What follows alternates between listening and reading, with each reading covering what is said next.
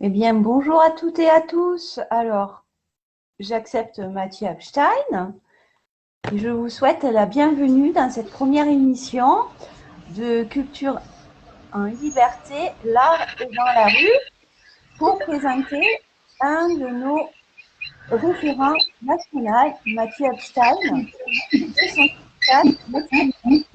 Bonjour Mathieu. Bonjour Anne. Alors, Jonas va être un tout petit peu en retard. Il a un imprévu de dernière minute, mais il va nous rejoindre. Viens nous rejoindre, d'accord. J'entends pas très bien. Ah, alors attends, je me rapproche de mon micro. Est-ce Yes. que là, tu m'entends mieux? Ça va, ça va. Bon. Alors, écoute, tu peux peut-être nous présenter ce que tu fais, toi, sur Nice, en tant qu'artiste. Alors, moi je m'appelle Mathieu Epstein. Je suis Mhm. comédien et auteur de mes spectacles. Euh, j'ai commencé par répondre à la question, qu'est-ce qui m'a donné l'envie de créer ce spectacle? Oui, ça, c'est important parce que, en fait, à la base, tu es artiste depuis quelques années, mais tu as eu ce déclic de créer Médecine Man. Par quel rapport à l'artistique et à la vie? Alors, moi j'ai commencé dans les scènes ouvertes. J'ai écrit quelques textes et je me suis lancé, je les ai joués. Ça a plu à moi et au public. Ça a été très bien accueilli. Et j'ai commencé à goûter la scène un peu comme une drogue, saine et passionnante, avec le puissant désir d'y retourner dès que possible. Erwan Kennel fut mon prof et metteur en scène, mais aussi mon mentor. D'accord? Et il a décelé en moi des possibilités, m'a soutenu et encouragé, ce qui m'a motivé aussi. Et puis quand j'ai eu assez de textes de matière, j'ai décidé de les présenter. J'ai vu que ça pouvait toucher, émouvoir ou faire rire. Oui, parce que mon spectacle est plutôt comique. Comique, une étiquette que je porte actuellement. Mes parents étaient dans le spectacle. J'ai pris bien des chemins de traverse. J'ai fait bien des petits boulots. Mais aujourd'hui, j'ai trouvé ma voie. Voilà. Ah, ben c'est bien. Et est-ce que tu as passé des concours ou des scènes ouvertes à l'heure actuelle? Est-ce que tu as gagné un prix? Est-ce que tu fais des comédie clubs, des scènes ouvertes? Oui, Est-ce que- alors je fais les tournois de slam. Mhm. Ah oui, J'ai le slam gagné le one dernier. aussi. J'ai été qualifié finaliste et gagnant au dernier tournoi. Mhm. Là, j'en refais un samedi qui vient et j'espère D'accord. et j'ai envie de participer et peut-être gagner, qui sait. On croise les doigts. Ça serait bien Voilà, on croise les doigts. pour le collectif. Et le lendemain, tu joues à 16h30 au théâtre de l'Alphabet, c'est ça, à Nice? Voilà, c'est ça. Donc, je vais jouer le lendemain d'une soirée mouvementée. Ah ben, j'espère Voilà. que tu seras de bon pied, bon oeil sur le plateau. De toute façon, on est toujours joyeux quand on est sur un plateau. Et Mm. donc, quel est un peu le fil conducteur de Medicine Man? Quelle est l'histoire du spectacle? Alors, le spectacle s'est construit naturellement. Mhm. J'ai été en recherche, je suis en recherche depuis toujours de philosophie, d'amour, de bonheur, de compassion et de soins de la psyché. Et c'est aussi naturellement que j'ai été attiré par les chamans amérindiens et leur rapport au monde et à la D'accord. nature que j'apprécie beaucoup, d'où l'idée de Medicine Man. Et j'ai compris aussi que si on veut se soigner ou soigner quelqu'un, il faut aussi soigner le monde. Bah, Voilà. À travers c'est- l'art. D'accord. C'est une sorte de thérapie, si je comprends bien, à travers le théâtre, ou est-ce que c'est un cheminement créatif de ton esprit pour aller vers les autres? Est-ce que c'est les deux? C'est un peu les deux. Oh, mais c'est chouette, c'est à découvrir alors. Ouais. Et, et est-ce que tu es sur d'autres créations, soit tout seul, ou soit en collectif? Est-ce que tu prépares Alors, j'ai un one-man show, un seul en scène, mhm, et je joue dans le spectacle d'Erwan Kennel, Le Rédempteur, où on est 5 comédiens. d'accord. Et ça se joue prochainement, le Rédempteur, ou sur Nice Là, Le Rédempteur, ça sera en février de l'année prochaine. D'accord, donc hâte de voir ça aussi. Hmm. Euh, Sinon, en tant que référent de culture en liberté, la rue dans la rue, puisque tu as né, on va dire, celui qui a eu cette étincelle d'esprit en décembre de 2020 de faire une action concrète pour les métiers du spectacle vivant. Que Oui. retiens-tu de notre parcours de culture en liberté, la rue dans la rue, par rapport au début, c'est-à-dire au mois de décembre où on s'est tous téléphonés, on s'est dit, allez, on y va, on fait quelque chose pour l'ouverture des salles de spectacle. Qu'en as-tu retenu de ces actions qu'on a faites tous ensemble? Ben, moi, j'en ai retenu beaucoup d'enrichissement, des difficultés, parce que c'est pas évident de mobiliser le monde, même chez les artistes. Et d'ailleurs, le cultural en liberté a commencé par un rassemblement d'artistes et de militants place Garibaldi à Nice. Mhm. Le but était de réclamer la liberté d'expression des artistes et de la population, euh, pensant que l'art est un produit de première nécessité. Ensuite, c'est devenu un mouvement, aussi grâce à toi, Anne. Et, Après, euh, et nous avons décidé d'organiser quelque chose le dernier samedi de chaque mois. Il y a 4 ou 5 villes qui ont suivi. c'est ça. On a été heurté à la décision de la préfecture d'un arrêté préfectoral interdisant les artistes et les matériels sonores, sous prétexte qu'il fallait éviter les rassemblements à l'extérieur. Donc ça, c'était assez dingue et ça nous a beaucoup freiné. Aujourd'hui, je dirais heureusement, on a repris le cours de nos vies et on rattrape le temps perdu. Super! Voilà. Ouais, c'est ça. Et au fait, nous, sur Avignon, ça a été à peu près le même parcours, sauf qu'à un moment donné, il y a eu un double mouvement. Il y a eu un mouvement où c'était dans un théâtre national de la ville d'Avignon, où ils ont fait une occupation de terrain pendant 3 ou 4 mois. Nous, on n'a pas pu suivre parce qu'on était trop peu nombreux, on va dire, à partager les occupations. Et Ouais. donc, du coup, ça s'est arrêté.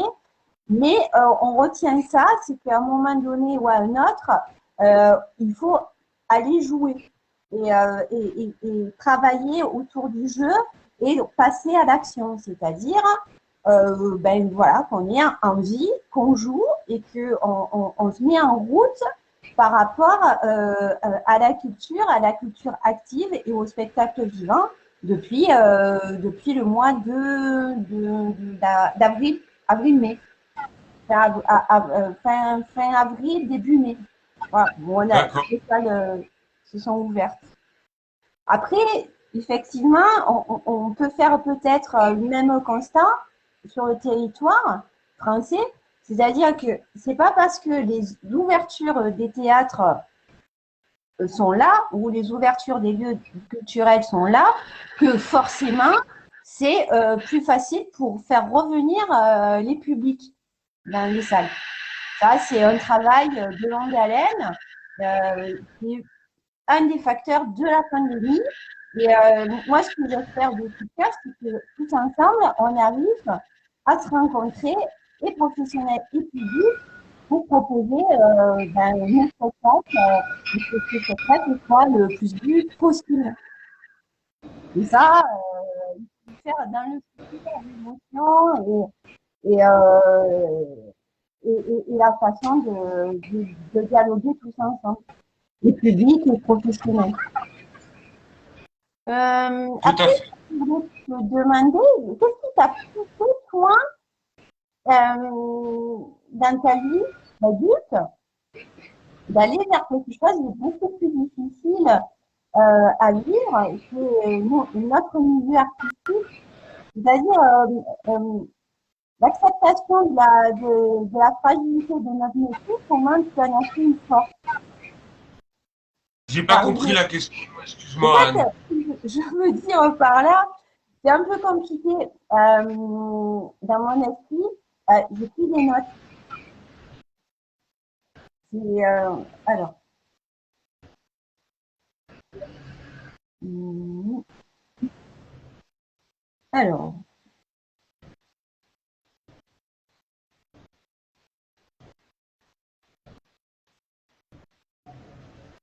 d'où vient l'idée de faire ce spectacle précisément et pas une autre, Maximum? Tu m'as répondu parce que tu m'as dit que c'était une réflexion que tu avais eue autour du chamanisme, de ton rapport à l'artistique. Mais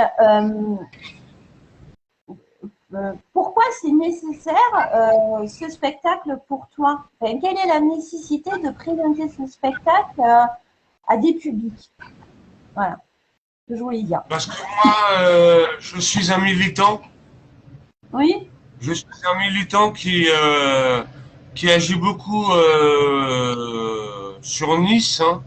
Et pour moi, le théâtre, ça peut être un fort message révolutionnaire. Et en même temps, on dit que le médecin soigne le corps. Pour moi, le comédien soigne l'âme. Oui, Donc, c'est mmh. nécessaire pour la société entière. Ouais, c'est ce que disait Diderot, disait que tout comédien, c'est la force vive de l'esprit qui traverse le comédien. C'est la théorie de Diderot. Et c'est vrai D'accord. ce que tu dis. Des fois, tu le ressens en tant que comédienne. Enfin, moi, je le ressens comme ça aussi en tant que comédienne. Il y a quelque chose qui te traverse. Alors moi, je ne dirais pas que c'est Dieu. Pour Diderot, c'était Dieu.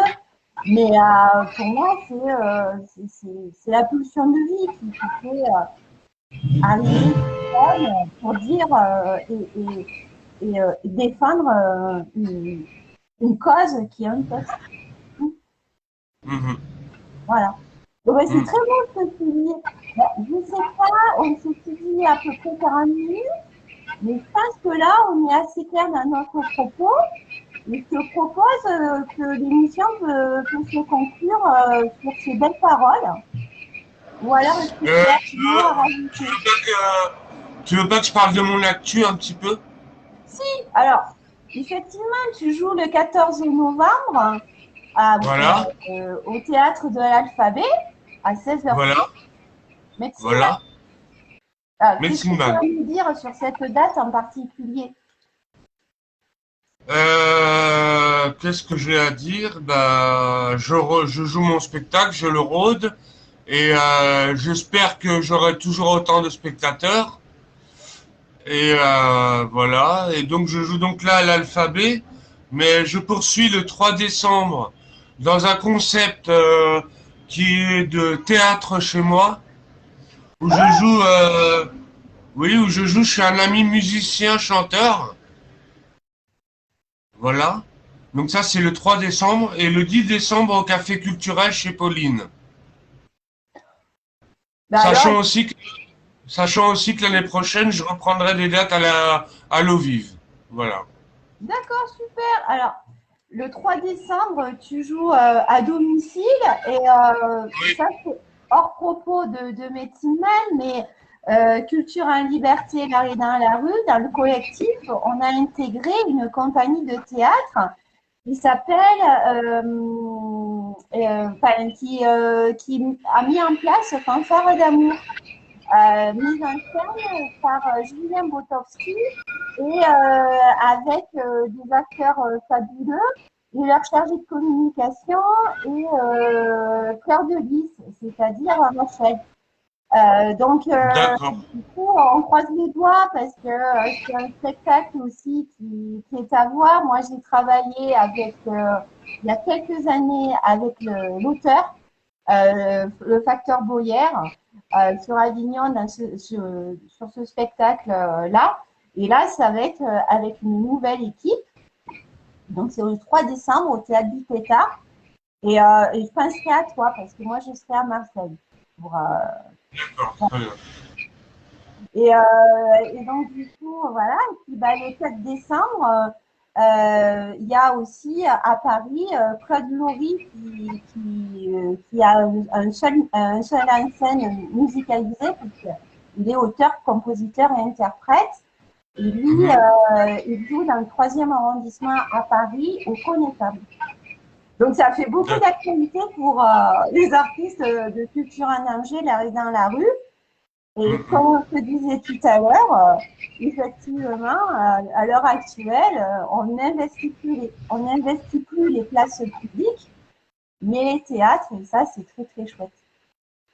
D'accord. Voilà.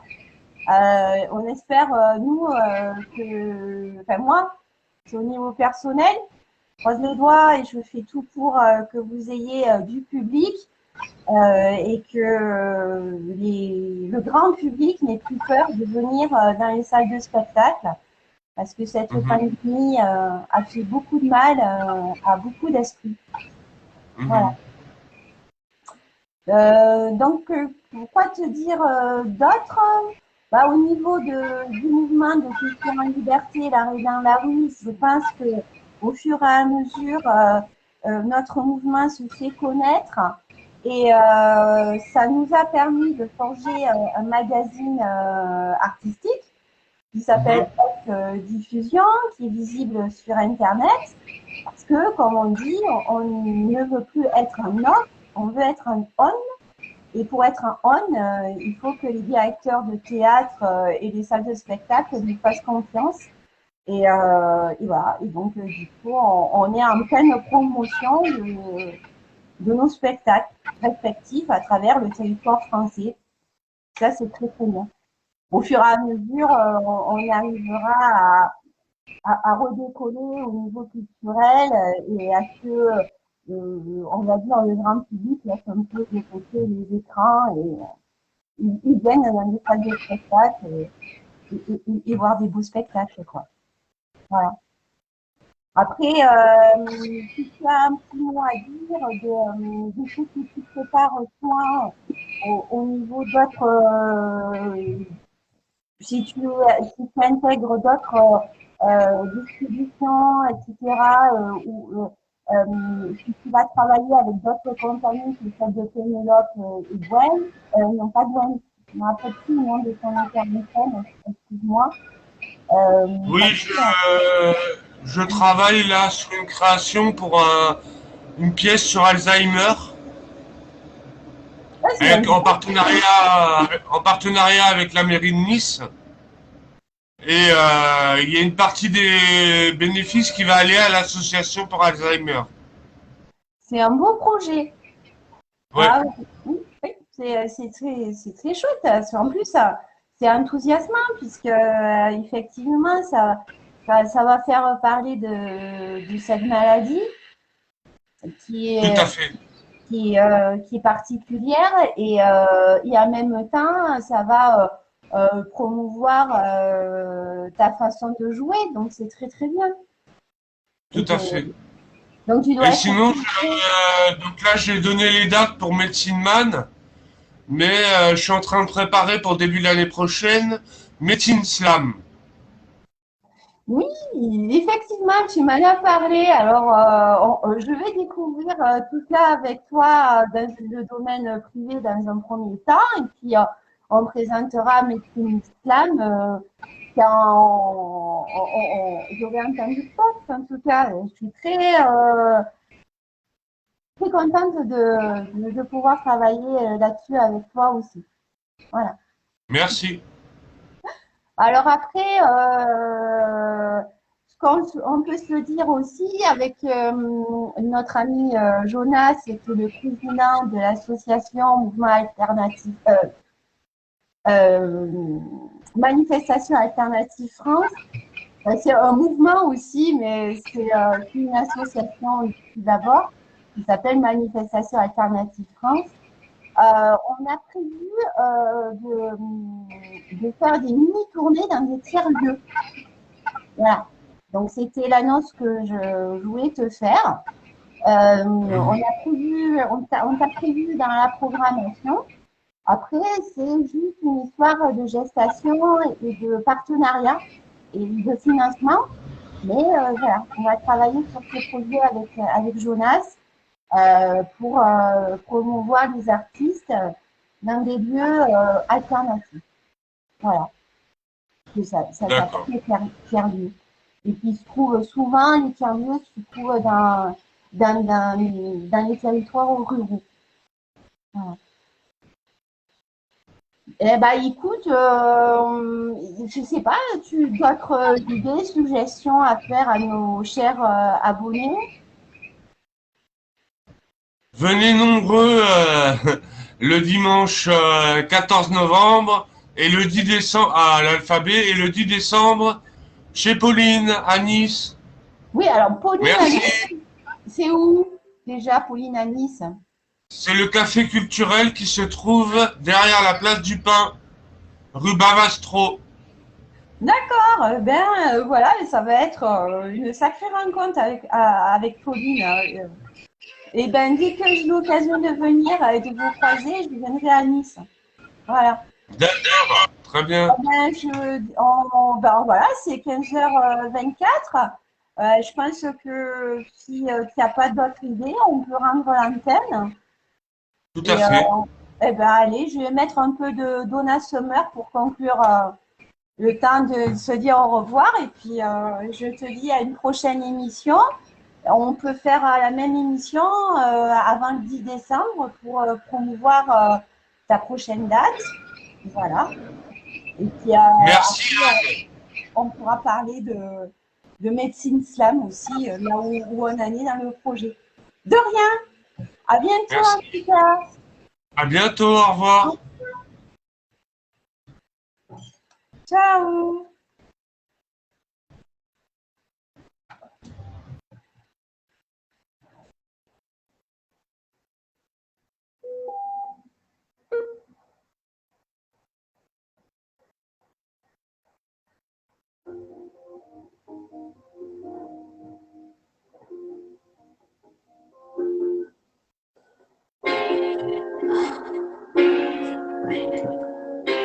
Au revoir, à bientôt.